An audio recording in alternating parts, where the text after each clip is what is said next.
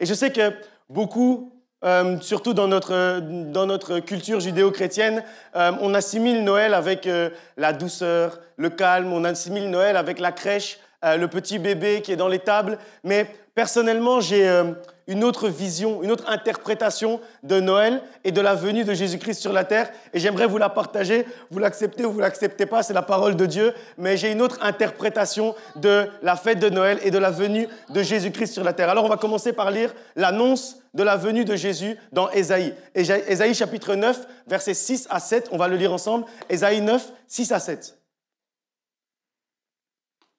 C'est un passage qu'on connaît, mais c'est important de le relire. Surtout le verset 7. Souvent, on lit juste le verset 6. « Car un enfant nous est né, un fils nous est donné, et la domination reposera sur son épaule. On l'appellera admirable, conseiller, Dieu puissant, Père éternel, prince de la paix. Il viendra pourquoi ? Donner à l'empire de l'accroissement et une paix sans fin au trône de David et à son royaume, l'affermir et le soutenir par le droit et par la justice. Dès maintenant et à toujours, voilà ce que fera le zèle de l'Éternel des armées. » Ça, c'est l'annonce de la venue de Jésus-Christ sur la terre. Un enfant nous est né. Mais directement après, on fait la transition. On dit un enfant nous est né. Après, on dit directement un fils nous est donné. Et là, on voit directement qu'il y a plus de maturité. Il y a plus de force, il y a plus de puissance quand on parle d'un fils par rapport au fait de parler d'un enfant. Ensuite, on dit que la domination reposera sur son épaule. Ça veut dire en fait qu'il est venu sur la terre avec la domination. Ce n'est pas qu'il a trouvé sur la terre la domination pour pouvoir commencer à dominer, non. Il est venu sur la terre avec la domination qui repose sur son épaule. Ça veut dire qu'il est venu sur la terre pour dominer. Il est venu sur la terre pour rétablir et pour asseoir la domination de Dieu. Parce qu'en fait, le diable, il jouait trop ici-bas. Il était en train de jouer, d'asservir la terre. Et Dieu a dit non, ça ne peut pas continuer comme ça. Je vais descendre sur la terre avec la domination sur mon épaule. Et je vais rétablir la domination du royaume des cieux ici sur la terre. Le diable pensait en fait que c'était devenu à lui ici-bas le monde. Donc il était là en bas, là, dans le monde des ténèbres. Et puis à un moment, il est monté sur la terre. Il croyait qu'il pouvait jouer avec la terre, qu'il pouvait s'amuser avec la terre. Et puis, il a fallu que Dieu rétablisse l'ordre. Que Dieu rétablisse l'ordre. C'est pour ça que la suite du verset nous parle de l'ordre, de la justice et de la droiture. Verset 7, on nous dit qu'il est venu donner à l'empire, c'est-à-dire au royaume des cieux, de l'accroissement. Autrement dit, il est venu pour faire grandir l'empire divin. Il est venu pour faire grandir l'empire de Dieu. On continue, on dit qu'il est venu donner une paix sans fin au trône de David.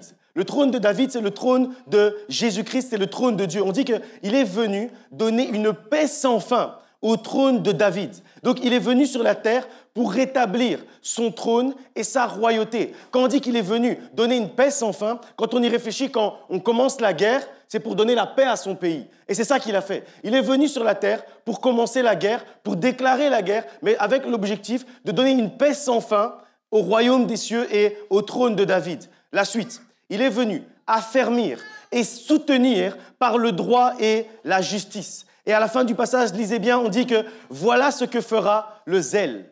Mais quel zèle ? Voilà ce que fera le zèle de quoi ? Le zèle de l'Éternel des armées.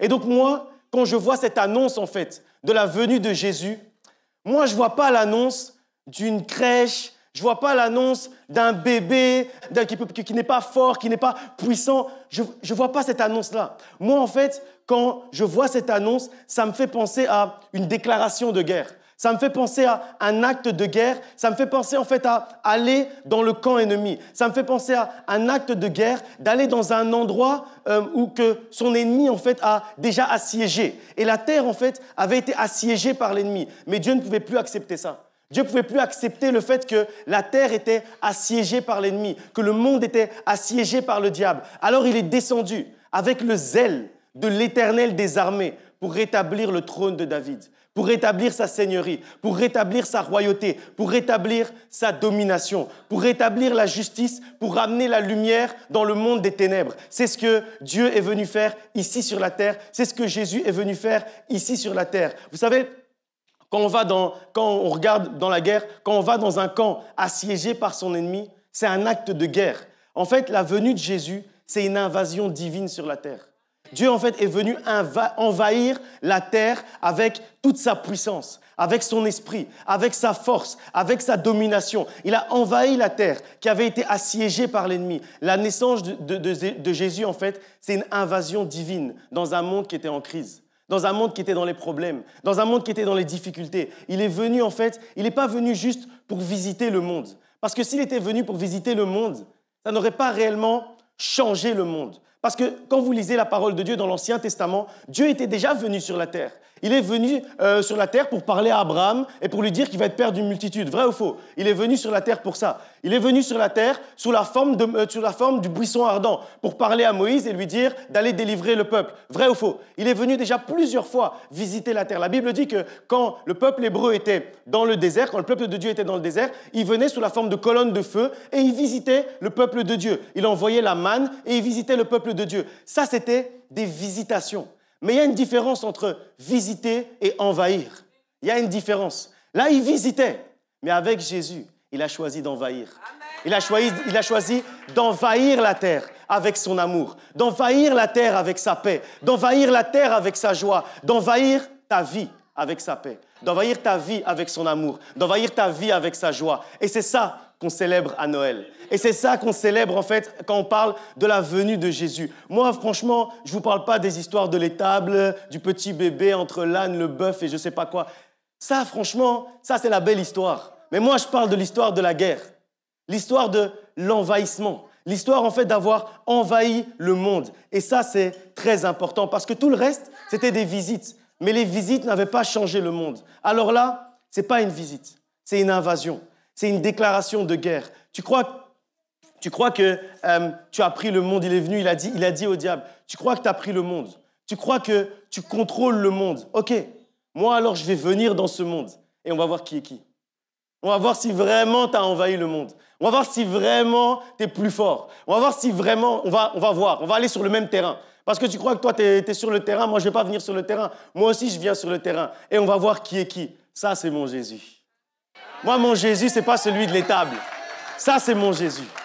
Le Jésus qui dit au diable, « Hey, mon gars, on va voir qui est qui. Je vais descendre sur la terre, on va voir qui est qui. » Moi, mon Jésus, ce n'est pas le bébé de l'étable. Moi, mon Jésus, c'est ça. Ça, c'est mon Jésus. Ça, c'est le Jésus que moi, je prie. Ça, c'est le Jésus auquel moi, je crois. Le Jésus qui est capable de déclarer la guerre quand quelque chose ne va pas dans ma vie et qui est capable de combattre pour moi. Ça, c'est mon Jésus, ça. Ça, c'est exactement mon Jésus. Dis un peu, ça, c'est mon Jésus. Pas le Jésus de l'étable, celui qui combat pour moi. Et mon Jésus, il ne s'est pas contenté de ça. Il a été encore plus loin, parce que là, il est allé, on va dire, en territoire neutre, mais qui avait été envahi par l'ennemi. Il ne s'est pas contenté de ça, il a été plus loin. Il est allé beaucoup plus loin. Il est allé jusqu'à aller dans le territoire de l'ennemi. La Bible nous dit qu'il est descendu au séjour des morts. Mais il n'est pas resté là-bas au séjour des morts.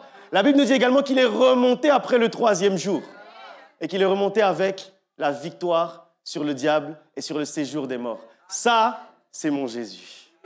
Ça, c'est mon Jésus, ça. Ah, je croyais qu'on était un peu ensemble. Je disais qu'il ne s'est pas contenté de venir dans un territoire neutre qui était assiégé. Il est allé jusque dans la maison du diable. Il est allé jusque dans le territoire ennemi. Et quand il est allé là-bas, il est parti chercher la victoire. Et quand il a pris la victoire, il est remonté au 3e jour, nous déposer la victoire ici sur la terre, à nous les hommes. Ça, on n'est pas un peu ensemble. On commence à être un peu ensemble, on commence à être un peu proches, vous et moi. Il a envahi. Mon Jésus, il envahit. Mon Jésus, il combat. Mon Jésus, il va chercher la victoire dans le camp ennemi. C'est quand l'ennemi pense contrôler ta vie. C'est quand l'ennemi pense être trop à l'aise dans ta vie. C'est quand l'ennemi pense qu'il t'a assiégé. C'est quand l'ennemi pense qu'il a déposé la tristesse dans ton cœur. C'est quand l'ennemi pense que les larmes, c'est tout ce que tu vas vivre tous les jours de ta vie. C'est à ce moment-là qu'il dit, attends, tu crois vraiment que tu vas contrôler sa vie? Tu crois vraiment que tu vas le maintenir dans cette tristesse? Tu crois vraiment que tu vas la maintenir dans ses pleurs et dans ses difficultés? J'arrive. Je vais envahir sa vie et on va voir qui est qui. Ça, c'est mon Jésus. Ça, c'est mon Jésus. Il aurait pu rester au ciel. Il aurait pu rester au ciel et regarder ce qui se passe. Mais non, il n'est pas resté insensible à la souffrance du monde. Il n'est pas resté insensible à la souffrance du monde parce qu'il aime le monde. Alors, il est allé en territoire ennemi pour délivrer le monde. Il a décidé de descendre pour combattre pour ses enfants. Il a décidé de descendre sur terre pour combattre pour toi parce qu'il ne pouvait pas supporter et rester insensible à ta souffrance. Ça, on est un peu ensemble. Dieu t'aime trop pour voir ta souffrance. Alors, il a choisi de descendre sur la terre, de descendre dans ta vie, d'envahir ta vie pour pouvoir aller te chercher la victoire. Et aujourd'hui encore, il n'est pas insensible à ta souffrance. Ce n'est pas une histoire qu'on nous raconte il y a 2024 ans. Ce n'est pas une histoire qu'on nous raconte. C'est quelque chose de réel. C'est quelque chose que je vis au quotidien. C'est quelque chose que tu vis au quotidien et que tu dois vivre au quotidien. Aujourd'hui encore, il ne reste pas sans rien faire quand il te voit souffrir. Tout comme il est descendu de son trône pour combattre pour le monde qui était assiégé par l'ennemi. Sache qu'il va encore descendre de son trône pour combattre pour toi. Si tu te sens assiégé par l'ennemi, si tu sens que dans ta vie, tu es assiégé par la tristesse, Dieu va descendre de son trône et il va combattre pour toi. Si tu sens que tu es assiégé par la maladie, Dieu va descendre de son trône et il va combattre pour toi. Si tu sens que tu es assiégé par les difficultés de couple, Dieu va descendre de son trône et il va combattre pour toi. Si tu sens que tu es assiégé par la division dans ta famille, Dieu va encore descendre de son trône et il va combattre pour toi. Ça, c'est aussi le tien un peu, on dirait. C'est pas seulement mon Jésus, c'est aussi ton Jésus, n'est-ce pas? Parce qu'il ne peut pas supporter de te voir souffrir tellement il t'aime. Parce que Dieu t'aime. Vous savez, quand je dis la phrase « Dieu t'aime », je l'accompagne souvent d'autres choses. Dieu t'aime et tu ne vas rien entendre de mieux aujourd'hui. Parce qu'en fait, c'est la meilleure chose que tu peux entendre. C'est que celui qui a créé l'univers entier par sa simple parole, celui qu'on appelle l'ancien des jours, le lion de la tribu de Juda, celui qui dit un mot et la chose s'accomplit. Dire juste que Dieu t'aime, c'est la meilleure chose que tu vas entendre aujourd'hui. J'en suis convaincu. Tu vas entendre encore des joyeux Noël, tu vas encore entendre des choses. Peut-être que ta femme va te dire qu'elle t'aime, peut-être que ton mari va te dire qu'il t'aime, peut-être que tes enfants vont te dire qu'ils t'aiment, peut-être qu'on va te dire que tu as gagné au loto quand tu vas sortir d'ici. Mais tout ça, là, c'est moins bien que juste le fait que je puisse te dire « Dieu t'aime ». Parce que quand Dieu t'aime, il envahit ta vie pour aller te chercher la victoire, pour amener l'amour dans ta vie, pour amener la paix dans ta vie, pour amener la joie dans ta vie. Ça, c'est mon Jésus. Alors, excusez-moi, mais ce n'est pas un bébé dans une étable. Entre un bœuf et un âne, mon Jésus, ce n'est pas ça. Non, mon Jésus, c'est celui qui combat pour moi et qui m'obtient toujours, pas parfois, qui m'obtient toujours la victoire. Ça, c'est mon Jésus. Celui qui m'obtient toujours la victoire, c'est mon Jésus. Alors, excusez ma passion dans cette prédication, mais le monde joue trop avec mon Jésus. Et vous aussi, je crois, vous jouez un peu trop avec mon Jésus. Mon Jésus, ce n'est pas un bébé dans une étable. Arrêtez de voir l'image du bébé dans une étable. Mon Jésus, ce n'est pas un bébé dans une étable. Arrêtez de jouer avec lui. Mon Jésus, c'est celui qui est né de la Vierge Marie. Celui qui a souffert sous Ponce Pilate pour moi. Celui qui est descendu au séjour des morts pour moi, pour aller me chercher la victoire. Celui qui est ressuscité, qui est monté au ciel, qui s'est assis à la droite de Dieu, le Père Tout-Puissant, et qui viendra de là pour juger les vivants et les morts. Ça, c'est mon Jésus. Ça, c'est réellement mon Jésus. Et je vous parle de mon Jésus. Je vous parle de celui qu'on appelle dans Ésaïe chapitre 9, verset 9, comme on a lu, admirable, conseiller, Dieu puissant. Dieu puissant, pas bébé dans le table. Dieu puissant, Père éternel, Prince de la paix.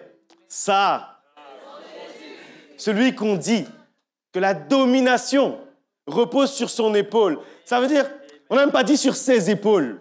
On a dit juste une épaule, c'est assez. Tu vois? On a dit, la domination repose sur son épaule. Parce que la domination, même une épaule, c'est bon. L'autre épaule, on laisse libre pour autre chose. La domination pour tout le monde, là, juste une épaule, c'est suffisant. Ça, c'est mon Jésus. Pas un bébé inoffensif dans une étable. Dans Matthieu 28, 18, on dit que c'est celui qui a tout pouvoir, celui à qui tout pouvoir a été donné dans le ciel et sur la terre. Tout pouvoir lui a été donné. Tout pouvoir. Le pouvoir de te bénir lui a été donné. Le pouvoir de te guérir lui a été donné. Le pouvoir de t'apaiser lui a été donné. Le pouvoir de sécher tes larmes lui a été donné. Le pouvoir de te délivrer lui a été donné. Ça, c'est mon Jésus. Si ton problème est ici sur la terre, alors le pouvoir a été donné à Jésus de résoudre ton problème. Parce que tout pouvoir lui a été donné ici sur la terre. Donc si ton problème, d'une certaine manière, il est sur la terre, s'il n'est pas sur Mars, s'il est sur la terre, ton problème, alors Dieu a reçu le pouvoir de résoudre ton problème. Si ta maladie est sur la terre, si elle n'est pas sur Vénus, si ta maladie elle est sur la terre, alors Dieu a reçu le pouvoir de guérir ta maladie. Parce que tout pouvoir lui a été donné. Et en dehors de tout, qu'est-ce qui reste? Rien. Donc s'il ne reste rien en dehors de tout, ça veut dire que toutes les situations par lesquelles tu passes, Dieu a reçu déjà la solution pour pouvoir résoudre en fait cette situation-là. Si ton problème est sur la terre, sache que Jésus a reçu le pouvoir de résoudre ton problème parce que tout pouvoir lui a été donné. On n'a pas dit certains pouvoirs et d'autres non, on a dit tout pouvoir lui a été donné dans le ciel et sur la terre. Dans Philippiens chapitre 2, au verset 9, on nous dit qu'il a reçu le nom qui a été élevé au-dessus de tous les autres noms. Il a reçu le nom qui a été élevé au-dessus de tous les autres noms. Ça veut dire que j'ai déjà parlé de la localisation de ton problème. Si ton problème est sur la terre, Dieu a une solution. Mais en plus de ça, ici, on nous dit que si ton problème a un nom, si tu peux le nommer, si tu peux dire mon problème, ça s'appelle facture. Mon problème, ça s'appelle maladie. Mon problème, ça s'appelle divorce. Mon problème, ça s'appelle, je ne sais pas, dispute. Si tu peux nommer ton problème, alors le nom de Jésus a été élevé au-dessus de ton problème. C'est ce que nous dit la parole de Dieu. Donc, peu importe où est ton problème, peu importe comment s'appelle ton problème, Jésus a une solution. Et je dirais même que la solution, c'est le nom de Jésus. La solution, c'est Jésus lui-même, parce qu'il a tout pouvoir. Et vous voulez garder justement l'image de Jésus, le petit bébé dans la paille, etc., alors qu'il a tout pouvoir, alors que son nom a été élevé au-dessus de tout. Et en fait, quand on y réfléchit, la raison pour laquelle le monde, notre époque, etc., essaie justement tout le temps de nous mettre dans la tête cette histoire du petit bébé, c'est parce qu'en fait, tant qu'on a dans la tête que Jésus, son image, c'est le petit bébé, dans notre vie, le pouvoir qu'il va avoir, la puissance qu'il va avoir, c'est du petit bébé. Mais si tu comprends qui est réellement ton Jésus et mon Jésus, tu vas comprendre que non, il faut que j'arrête d'avoir cette image du petit bébé. Parce que le petit bébé, il ne peut rien faire. Il faut que je sorte de cette image et que je puisse considérer qui est réellement mon Jésus. Dans 1 Jean chapitre 3 au verset 8, on nous dit qu'il a paru sur la terre pour détruire les œuvres du diable. Il n'est pas venu comme un petit bébé, il est venu pour détruire les œuvres du diable. Encore une fois, c'est une déclaration de guerre. Dans Colossiens chapitre 2, verset 14, on dit de lui qu'il a effacé l'acte dont les ordonnances nous condamnaient. Verset 15, on dit qu'il a dépouillé les dominations et les autorités. On dit qu'il les a délivrés publiquement, il les a donnés en spectacle. Ça veut dire que... Non, mon Jésus, vraiment. Ça veut dire qu'il n'a même pas juste donné la victoire. On dit qu'il les a livrés en spectacle. C'est-à-dire, déjà, il les bat, il obtient la victoire et après, il les rend ridicules. Vous savez, quand on met quelqu'un en spectacle, vous savez, vous connaissez, moi c'est le football. Ça veut dire 1-0, 2-0, t'as gagné. Mais 5, 6, 7, à un moment donné, tu les donnes en spectacle. Là, tu dis, aujourd'hui, on va seulement vous regarder, on me regarde jouer contre vous, mais on ne vous a pas vu, vous. C'est ça, en fait, que Dieu a fait. Il est venu, il a dit, je vais avoir la victoire, mais je vais aussi les donner en spectacle. Aujourd'hui, c'est mon spectacle. Aujourd'hui, en fait, la résolution de ton problème, c'est le spectacle de Dieu. C'est-à-dire, il vient, il envahit ta vie, il obtient la victoire dans ta vie, et puis après, toi, tu regardes ton problème comme un spectacle. Ah, en fait, c'était ça. En fait, le problème qui m'obsédait depuis 2 ans, 3 ans, 4 ans, en fait, maintenant, je vois en spectacle Dieu en train de le cogner sérieusement. C'est ça, en fait, qu'il fait. Quand il dit qu'il donne en spectacle, c'est ça. Il le cogne sérieusement, KO au premier round. C'est comme ça que Dieu fait. C'est comme ça que Jésus agit. Ça, ce n'est pas un bébé dans une étable, hein? Non, ça, c'est Dieu puissant. Père éternel, l'éternel des armées, celui qui dit un mot et la chose s'accomplit. Celui qui fait ça, c'est mon Jésus. Je ne sais pas si c'est le tien, mais en tout cas, c'est le mien. Vous croyez que l'image qu'on doit avoir de Jésus, de tout ce que j'ai dit là, vous croyez toujours que l'image qu'on doit avoir de Jésus, c'est un bébé dans une étable entre un âne, un bœuf et un cochon? S'il vous plaît, soyons sérieux. Si tu gardes l'image du bébé après toute cette prédication, c'est pour toi. Moi, je ne peux plus rien faire pour toi. À un moment, là, j'ai tout dit, c'est mon Jésus, c'est mon Jésus, c'est mon Jésus. À un moment donné, si tu gardes encore cette image du petit bébé, si quand le 25, tu vas prier pour dire merci à Jésus d'être là, tu dis « Seigneur, merci d'être venu dans l'étable comme un bébé », si tu dis encore ça, après, « Oh, moi, je ne peux plus rien faire pour toi ». À un moment donné, ça, c'est pour toi. Moi, en tout cas, c'est ton Jésus, mais là, mais mon Jésus, le mien là, celui dont je te parle, c'est celui qui dit dans Jean chapitre 16, verset 33, « Vous aurez des tribulations dans le monde, mais prenez courage. J'ai vaincu le monde. » Ça, c'est mon Jésus. Ça, c'est mon Jésus. Et considérez que ça, en fait, il le dit quand il est encore sur la terre. C'est-à-dire, il est encore sur la terre, donc officiellement, il n'a pas encore gagné en soi quand il dit ça. Il est encore sur la terre, il n'est pas encore allé au séjour des morts et tout ça. Mais alors qu'il est encore sur la terre, il dit déjà, j'ai vaincu le monde. Il dit déjà à ses gars autour de lui, les gars, vous inquiétez pas, vous inquiétez pas. Il y aura des tribulations, il y aura des problèmes, on va vous déranger et tout. Mais vous inquiétez pas. Il ne dit pas « je vais vaincre le monde ». Lisez bien. Vous savez ce que je dis dans la Bible? Chaque mot est important, la ponctuation, la conjugaison, la grammaire. Ici, on dit pas « ne vous inquiétez pas, il y aura des tribulations, etc. Je vais vaincre le monde ». Non. On dit « il y aura des tribulations ». Mais lisez bien la concordance des temps, c'est important. Il y aura des tribulations dans le futur. Mais moi, dans le passé, j'ai déjà vaincu le monde. Ça veut dire qu'en fait, au moment où les tribulations arrivent, la victoire est déjà arrivée dans le passé, déjà avant. Au moment où les problèmes arrivent dans ta vie, la solution est déjà arrivée avant. Parce qu'en fait, il y aura des tribulations. Mais j'ai vaincu le monde déjà avant. Et ça, c'est mon Jésus. Ça, c'est la manière dont mon Jésus travaille. C'est la manière dont mon Jésus agit.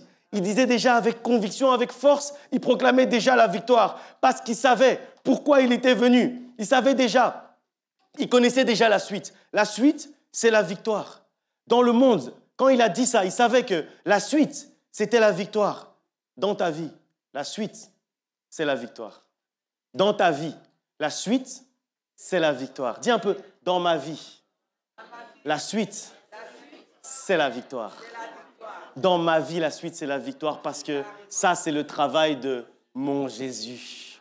Ça, c'est la manière dont lui, il travaille. La suite, c'est la victoire. Peu importe ce par quoi tu passes aujourd'hui, peu importe la tristesse dans laquelle tu es aujourd'hui, sache juste, proclame juste que la suite, c'est la victoire. Et Dieu n'a pas besoin d'attendre de voir la victoire pour proclamer la victoire. Ça veut dire que même si aujourd'hui, dans la réalité, tu ne vois pas encore la victoire, dans la vérité, il y a déjà la victoire. C'est ce qu'il a fait sur la terre et c'est ce qu'il fait également dans ta vie. Mon Jésus, il n'est pas venu sur la terre pour s'amuser.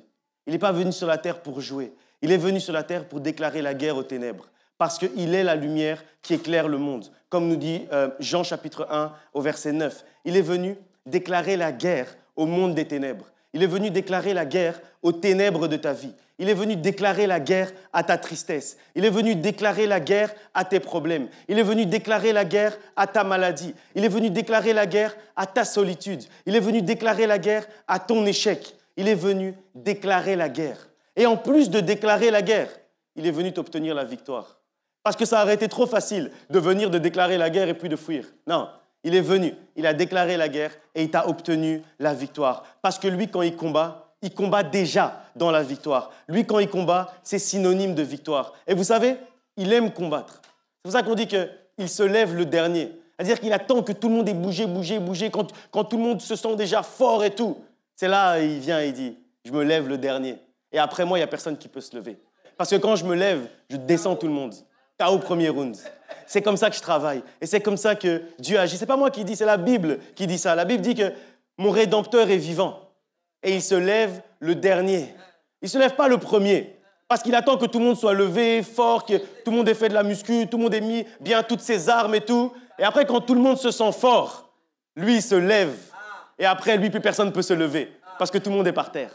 C'est comme ça qu'il faut interpréter ce passage. Oui. Moi, mon Jésus, il est venu déclarer la guerre. Parce que quand on envahit le camp ennemi, c'est une déclaration de guerre. Et c'est pour ça qu'il dit lui-même. D'ailleurs, il le dit, c'est pas moi qui l'ai inventé, il le dit. Matthieu chapitre 34, verset 10, qu'est-ce qu'il dit? Il dit, ne croyez pas Donc n'imaginez pas que je sois venu apporter la paix sur la terre. Il dit, je ne suis pas venu apporter la paix. Donc il dit bien, ne croyez pas que je suis venu apporter la paix sur la terre. Après il dit, je ne suis pas venu apporter la paix. Je suis venu apporter l'épée. Je suis venu apporter le glaive. Je suis venu apporter la guerre. Pas la guerre entre les êtres humains.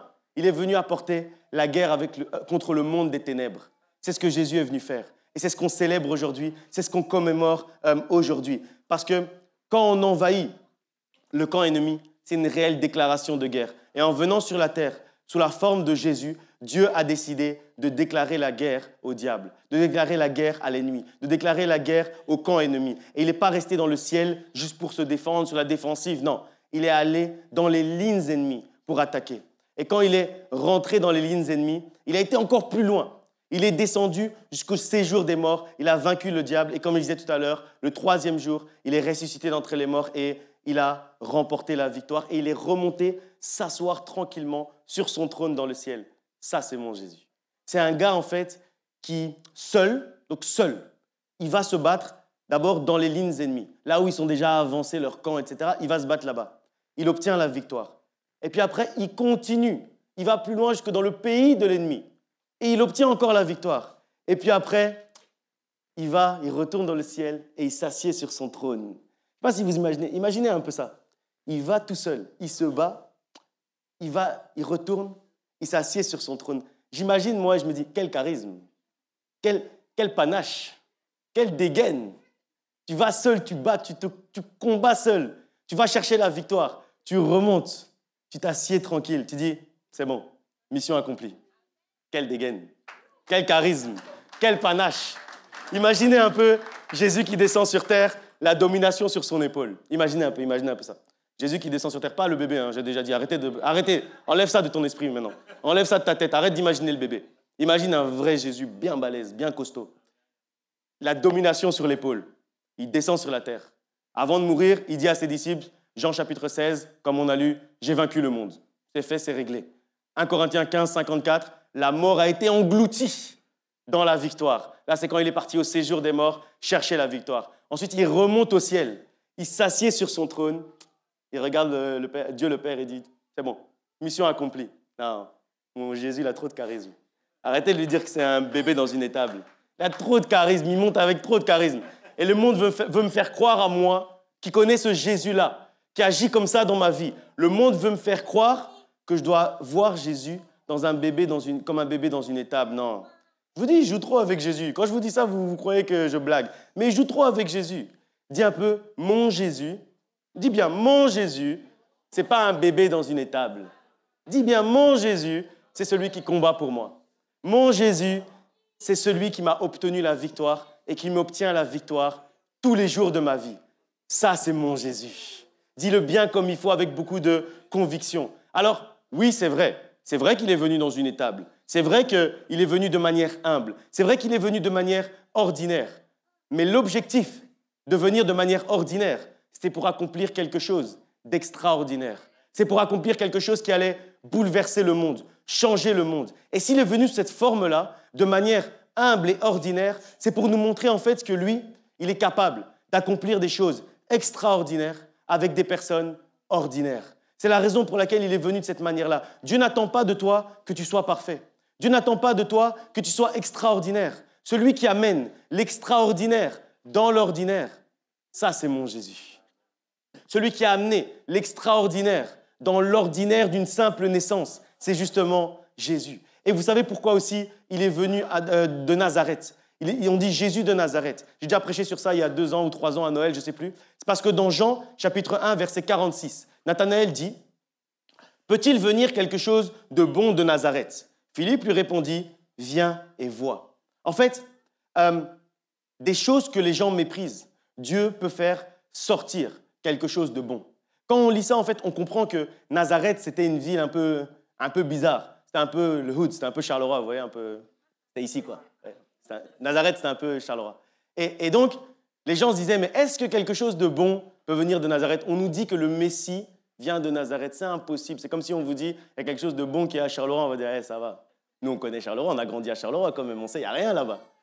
Mais non, lui, il est venu de Nazareth Parce qu'en fait, pour montrer qu'il n'avait pas besoin qu'on ait de grandes qualités, qu'on ait une grande notoriété, que les gens disent du bien de nous pour pouvoir faire des grandes choses avec nous.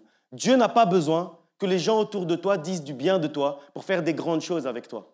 Dieu n'a pas besoin que les gens disent du bien de toi pour t'élever. Dieu n'a pas besoin que les gens disent du bien de toi pour t'amener là où il veut t'amener et te faire entrer dans la terre promise et dans ta destinée. Dieu n'a pas besoin de ce que les gens disent parce que lui, il a été élevé au-dessus de tous les autres noms. Alors peu importe le nom que les gens te donnent, lui, il va te donner un autre nom. Parce qu'en fait, les gens appelaient Nazareth, la ville la délaissée, etc. Mais quand Jésus est venu là, après on l'a appelé la ville du Messie. Aujourd'hui, on se rappelle de Nazareth comme étant la ville par laquelle Jésus est arrivé. Et c'est quelque chose d'important. C'est quelque chose de bon, en fait, qui soit venu de Nazareth. Parce qu'on comprend que même, en fait, des mauvais endroits, même, en fait, si tu as une mauvaise réputation, ta réputation importe peu à Dieu. Parce qu'en fait, lui, il peut faire des choses extraordinaires, même avec les gens, les choses, les villes qui ont en fait une mauvaise réputation. Cette ville que tout le monde négligeait, cette ville que personne ne considérait, Dieu a fait quelque chose de grand avec ça. Il a choisi cette ville-là pour accomplir son plan de victoire. Alors, peu importe comment tu es considéré aujourd'hui, dans ta famille, avec tes amis, dans ton cercle d'amis, etc., peu importe comment les gens te voient aujourd'hui, sache que Dieu utilise ce que l'homme ne considère pas. Dieu utilise ce que l'homme ne voit pas. Et il amène la victoire à ceux qui étaient destinés à l'échec. Il amène la guérison à ceux qui étaient destinés à la maladie. Il amène la consolation à ceux qui étaient destinés à la tristesse. Et ça, c'est mon Jésus. Il amène cette consolation-là. Et ce n'est pas une vieille histoire qu'on raconte le 25 décembre. Il le fait encore aujourd'hui. Si tu es triste, il peut encore t'amener la consolation aujourd'hui. Si ton cœur est blessé, il peut encore t'amener la guérison du cœur aujourd'hui. Il le fait encore. Dans ma vie, il le fait tous les jours et je suis convaincu qu'il le fait également dans ta vie. Il agit encore, il console encore, il guérit encore, il combat encore et il obtient encore la victoire. Ça, c'est mon Jésus. Ça, c'est réellement mon Jésus. Et si tu lui tends la main, aujourd'hui encore, il va saisir ta main parce qu'il t'aime, mon Jésus, parce qu'il t'aime, ton Jésus. Parce que tu sais quoi? Mon Jésus, il ne désire pas la mort de celui qui meurt, ni la souffrance de celui qui souffre, ni la tristesse de celui qui est triste, ni la maladie de celui qui est malade. C'est ce que la Bible nous dit dans Ézéchiel. Mon Jésus, il est plein de compassion. Mon Jésus, il est plein d'amour pour ta situation. Mon Jésus, il est plein d'amour pour toi. Mon Jésus, il veut te prendre dans ses bras aujourd'hui. Mon Jésus, parce que seul, tu ne pourras pas y arriver. Alors laisse mon Jésus te relever. Et ne le laisse pas en fait juste être mon Jésus. Depuis le début de la prédication, je dis mon Jésus, mon Jésus. Je croyais que quelqu'un allait dire « Pasteur, tais-toi! Arrête de dire mon Jésus, c'est mon Jésus aussi !» Je croyais ça, mais le royaume de Dieu appartient aux violents. Ne laisse pas Jésus être juste mon Jésus. Qu'il puisse aujourd'hui aussi devenir ton Jésus. Moi, quand je parle de tout ça, la seule chose que j'ai envie de faire maintenant, c'est dire merci à Dieu. J'ai juste envie de le remercier pour qui il est. Merci pour ce qu'il fait dans ma vie. Merci parce qu'il est venu sur la terre. Merci parce qu'il combat pour moi. Merci pour la victoire qu'il m'obtient tous les jours. Merci pour qui tu es. Merci pour ton action dans ma vie. Merci d'être mon Jésus. Merci d'être mon Sauveur. Merci d'être mon Messie. Merci d'être mon Roi. Alors, lève-toi et prie. Et tu peux aussi applaudir mon Jésus. Parce que j'ai prêché aujourd'hui. Ouais, j'ai prêché quand même. Ouais. Tu peux applaudir mon Jésus. Parce que j'ai bien prêché aujourd'hui. Et c'est grâce à mon Jésus. Alors, acclame mon Jésus, lève-toi, prie, remercie ton Jésus, remercie mon Jésus, remercie-le pour qui il est, remercie-le pour son action, parce qu'aujourd'hui, j'ai prêché la parole de Dieu. Et allez leur dire que la bonne nouvelle est annoncée au centre de la promesse. Père éternel, Dieu de gloire, nous approchons devant ton trône, Seigneur, pour te dire merci. Merci, Seigneur, pour qui tu es. Merci, Seigneur, pour ton action. Merci, Seigneur, pour ton pouvoir. Merci, Seigneur, parce que tu as choisi de descendre de ton trône, parce que tu as vu nos difficultés, parce que tu as vu notre tristesse, parce que tu as vu la condition dans laquelle nous étions, Seigneur. Tu as vu, Seigneur, les larmes qui coulaient de nos yeux. Alors tu as choisi d'envahir nos vies, Seigneur. Aujourd'hui encore, envahis la vie de quelqu'un, Seigneur. Envahis la vie de quelqu'un qui a besoin de toi, Seigneur. Aujourd'hui, nous avons besoin de toi. Alors envahis nos vies, Seigneur. Envahis nos vies par ton esprit. Envahis nos vies par ta paix. Envahis nos vies par ton amour. Seigneur, Serre-nous dans tes bras aujourd'hui, Seigneur, parce que nous avons besoin de toi. Nous avons besoin de ton amour, Seigneur. Envahis-nous, Seigneur, avec ta domination qui repose sur ton épaule. Envahis-nous, Seigneur. Envahis nos vies. Papa, nous avons besoin de toi. Nous ne voulons pas, Seigneur, que ce soit quelque chose qu'on nous raconte, mais nous voulons, Seigneur, que ce soit quelque chose que nous vivons. Au quotidien, Seigneur, nous voulons vivre cette liberté. Nous voulons vivre cette libération de la tristesse, de la souffrance, des blessures du cœur. Nous voulons vivre cette délivrance. C'est quelque chose que nous voulons vivre. Ce n'est pas quelque chose qu'on veut qu'on nous raconte. Aujourd'hui, Seigneur, c'est entre toi et moi. Aujourd'hui, Seigneur, il n'y a plus personne ici à l'église. C'est entre toi et moi. Aujourd'hui, je ne vois que toi. Et je lève ma main vers toi pour que tu puisses saisir ma main, que tu puisses m'attraper. Et qu'aujourd'hui, Seigneur, tu puisses changer ma vie. Envahis ma vie. Sèche mes larmes. Console mon cœur. Fais-moi entrer dans une nouvelle ère, dans une nouvelle saison. Parce que quand tu es venu sur la terre est entrée dans une nouvelle saison. La terre est entrée dans une nouvelle ère. Même la Bible est entrée dans un Nouveau Testament. Aujourd'hui, écris le Nouveau Testament de ma vie, Seigneur. Aujourd'hui, Seigneur, écris le Nouveau Testament de ma vie. Que ce soit, Seigneur, aujourd'hui, un tournant dans ma vie. Écris une nouvelle page de ma vie. Fais quelque chose de nouveau. Fais quelque chose de bon. Pas parce qu'on m'a dit, mais parce que tu es celui qui est. Mais parce que tu es celui qui agit. Parce que ta main n'est pas trop courte. Parce que tu es capable d'agir, Seigneur. Tu es capable d'agir dans nos vies. Tu es capable d'agir dans la vie de mon frère. Tu es capable d'agir dans la vie de ma sœur. Tu es capable d'agir aujourd'hui, Seigneur. Nous avons confiance en toi. Nous voulons saisir ta main. Nous voulons voir ta main. Nous voulons voir ton action ce dimanche. Envahis nos vies. Envahis-nous, Papa. Fais quelque chose de nouveau. Fais quelque chose de bon. Change nos vies. Transforme nos vies. Nous avons besoin de toi. Sans toi, nous ne sommes rien. Sans toi, nous ne pouvons rien. Mais avec toi, nous savons que nous pouvons tout. Parce que tout pouvoir t'a été donné. Avec toi, nous savons, Seigneur, que nous sommes au-dessus de tout. Parce que ton nom a été élevé au-dessus de tout autre nom.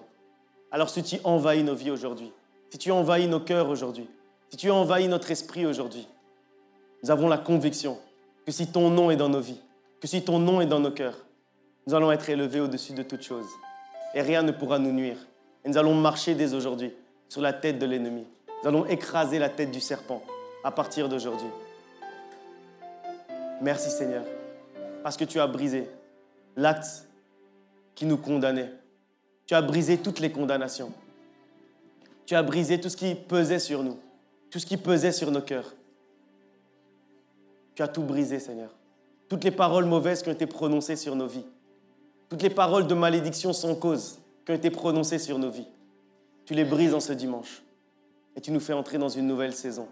Dans la saison de paix, dans la saison de joie, dans la saison d'amour, dans la saison de bonheur. Dieu le puissant guerrier, venu nous libérer, il éclaire le royaume que rien ne peut confondre. Par le nom de Jésus, l'ennemi est vaincu. Nous pouvons le prier. De crier. Dieu le puissant guerrier, venu nous libérer. Il éclaire le royaume. Merci Seigneur parce que tu éclaires ma vie. Merci parce que tu éclaires nos vies, Seigneur. Rien ne peut te confondre. Rien ne peut nous confondre, Seigneur. Par ton nom, nous proclamons que l'ennemi est vaincu dans nos vies. Voulons le crier, le crier. La terre a tremblé, le voile s'est déchiré, des armes ont la mort.